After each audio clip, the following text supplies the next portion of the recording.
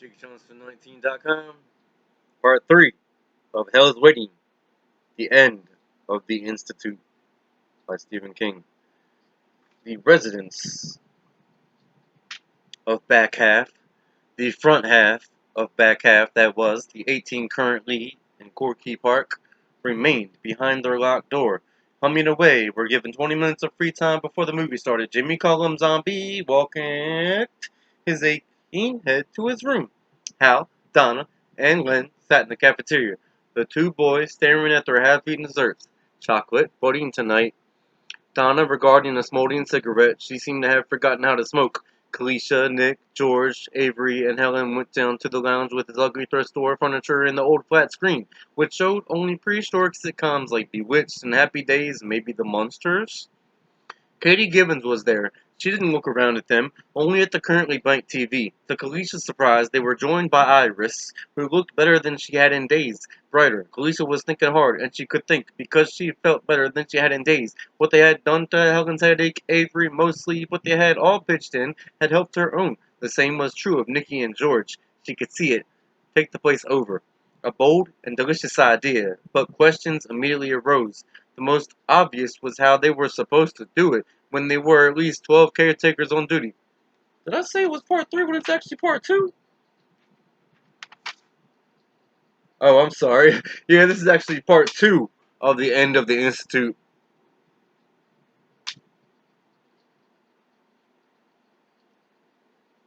Part 2, part 2, part 2. I think this is actually part 3.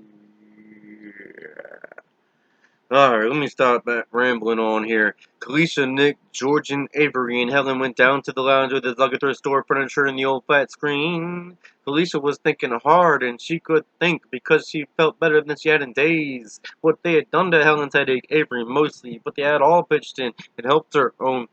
The same was true of Nikki and George. She could see it. Take the place over. A bold and delicious idea, but questions immediately arose. The most obvious was how they were supposed to do it. When there were at least 12 caretakers on duty, there were always more on movie days. The second was why they had never thought of this before. I did, Nikki told her. And was his mental voice stronger? She thought it was. And she thought Avery might have also played a part in that because he was stronger now. I thought about it when they first brought me here. That was as much as Nikki could manage to tell her mind to mine, so he put his mouth to her ear and whispered the rest. I was the one who always fought, remember? It was true. Nikki with his black eyes, Nikki with his bruised mouth. We're not strong enough, he murmured, even in here, even after the lights. We only have little powers. Avery, meanwhile, was looking at Kalisha with desperate hope. He was thinking into her head, but hardly needed to. His eyes said it all. Here are the pieces. Shah, I'm pretty sure all of them are here. Help me put them together. Help me build a castle where we can be safe, at least for a while. She thought of the old, sided, faded Hillary Clinton sticker on the back bumper of her mom's Subaru. It said stronger together, and of course that was how it worked here in the back half. That was why they watched the movies together. That was why they could reach across thousands of miles, sometimes even halfway around the world, to the people who were in the movies. If the 5 of them make it 6, if they could work on Iris's headache the way they had worked on Helen's, were able to create that united mental force, kind of Vulcan mind meld, shouldn't that be enough to mutiny and take back half over? Yes, this is part 3. Sorry about what I said in the beginning. It's a great idea, but I don't think so, George said. He took her hand and gave it a brief squeeze. We might be able to screw with their heads a little, maybe scare the hell out of them, but they've got those zap sticks, and as soon as they jolted 1 or 2 of us, it would be game over. Kalisha didn't want to admit it, but told him he was probably right. Avery, one step at a time. Iris said, I can't hear what you guys are thinking. I know you're thinking something, but my head still hurts bad. Avery, let's see what we can do for her. All of us together. Felicia looked at Nick, who nodded, at George, who shrugged and also nodded. Avery led them into Iris Stanhope's head like an explorer leading his party into a cave. The sponge in her mind was very big. Avery saw it as blood color, so they all saw it that way. They ranged themselves around and began to push. It gave a little, and a little more, but then it stopped, resisting their efforts. George backed out first. then Helen, who hadn't had all that much to contribute anyway, then Nick and Kalisha.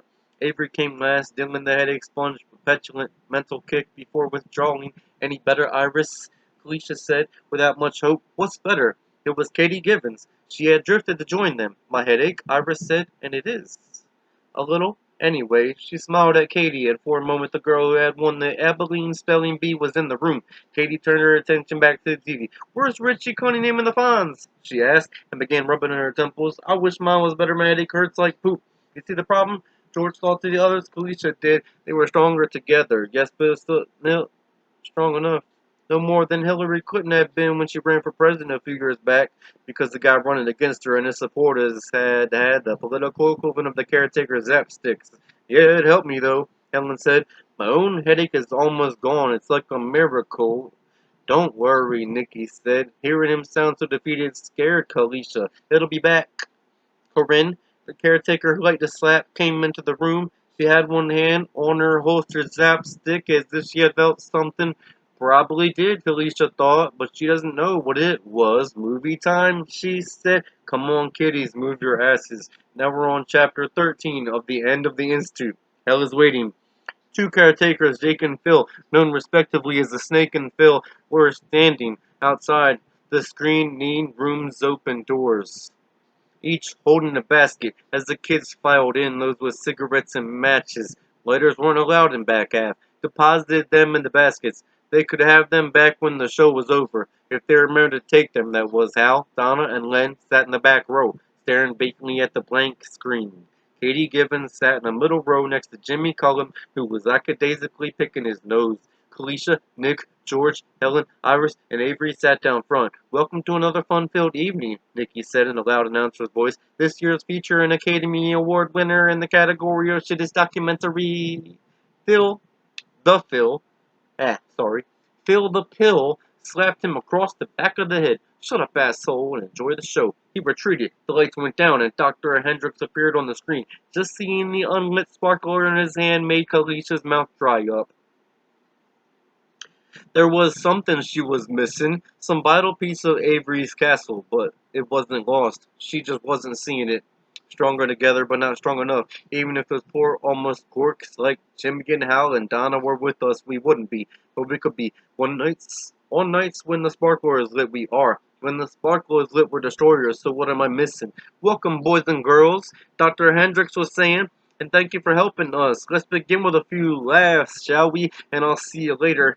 He wagged the unlit sparkler and actually winked. It made Kalisha feel like vomiting. If we can reach all the way to the other side of the world, then why can't we? For a moment, she almost had it, but then Katie gave a loud cry, not of pain or sorrow, but of joy. Roadrunner, he's the best. She began to sing in a half-screaming falsetto that drilled into Kalisha's brain. Roadrunner, Roadrunner, the coyote's after you. Roadrunner, Roadrunner, if he catches you, you're through. Shut it, Case, George said, not unkindly, and as Roadrunner went meeping down a deserted desert highway, and as Willie E. Coyote looked at him and saw a Thanksgiving dinner, Kalisha felt whatever had almost been in her grasp float away. When the cartoon was over and Willie Coyote had once more been vanquished, a guy in a suit came on the screen.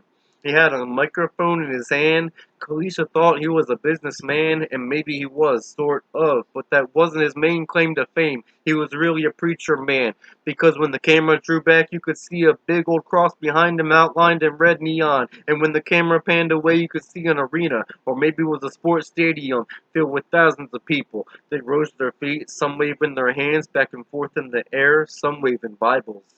At first he did a regular sermon, studying chapters and verses from the Bible, but then he got off onto how the country was falling apart because of opioids and fornication. Oh, fornication. Then it was politics and judges and how America was a shining city on a hill that the godless wanted to smirch with mud. He was starting about how sorcery had bewitched the people of Samaria. What that had to do with America was unclear to Kalisha, but then the colored dots came, flashing on and off. The hum rose and fell. Kalisha could even feel it in her nose, vibrating the tiny hairs in there. When the dots cleared, they saw the preacher man getting on an airplane with a woman who was probably Mrs. Preacher Man. The dots came back. The hum rose and fell. Kalisha heard Avery in her head, something that sounded like they see it. Who sees it? Avery didn't answer, probably because he was getting into the movie. That was what the Stasi lights did. They got you into it big time. Preacher Man was hitting it again, hitting it hard, this time from the back of a flatbed truck using a bullhorn. Sign said, Houston loves you, and God gave Noah the rainbow sign in John 3:16. Then the dots and the hum. Several of the empty movie theater seats began to flap up and down by themselves, like unmoored shutters in a strong wind. The screening room doors flew open. Jake the Snake and Phil the Pill slammed them shut again, putting their shoulders onto it. Now the preacher man was in some kind of homeless shelter, wearing a cook's apron and stirring a huge vat of spaghetti sauce. His wife was by his side, both of them grinning, and this time it was Nick in her head. Smile for the camera. Kalisha was vaguely aware that her hair was standing up, like in some kind of electrical experiment. Dots. Next, the preacher man was on a TV news show with some other people. One of the other people accused the preacher man of being something. Big words. College words. She was sure Lucy could have understood. He would have. And the preacher man was laughing like it was the biggest joke in the world. He had a great laugh. It made you want to laugh along. If you weren't going crazy, that was. Dots. Each time the Stasi lights came back, they seemed brighter, and each time they seemed to delve deeper into Kalisha's head. In her current state, all the clips that made up the movie were fascinating. They had levers.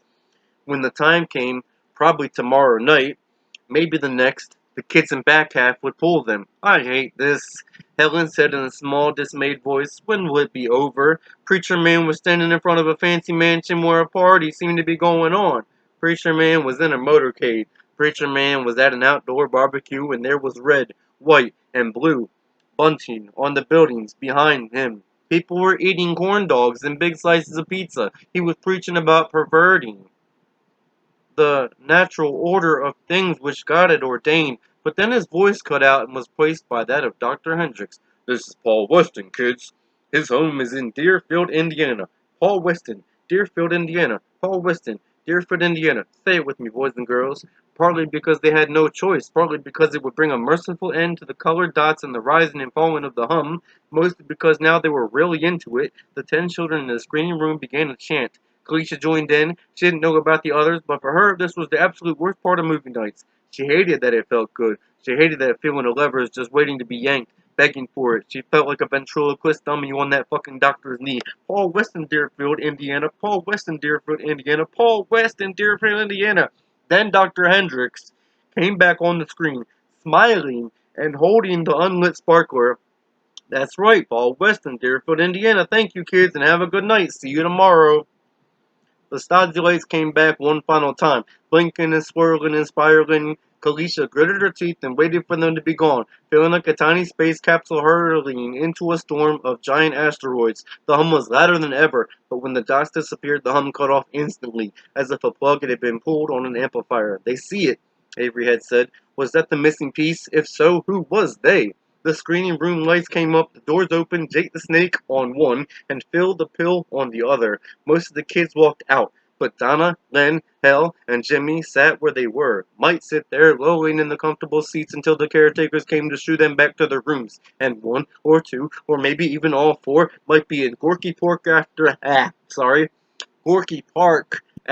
the show tomorrow, the big show, where they did whatever was supposed to be done to the preacher man. They were allowed another half hour in the lounge before being locked in the rooms for the night. Kalisha went there, George, Nikki, and Avery followed. After a few minutes, Helen shuffled in and sat on the floor with an unlit cigarette in her hand and her once bright hair hanging in her face. Iris and Katie came last. Headache's better, Katie announced. Yes, Kalisha thought. The headaches get better after the movies. And there will be 3 parts left. A 4, a 5, and a 6. I have to stop there because the tablet is dying, so I have to get on the charger. But I will be back in part 4 of The End of the Institute. Hell is Waiting, a novel by Stephen King. Peace. See you soon.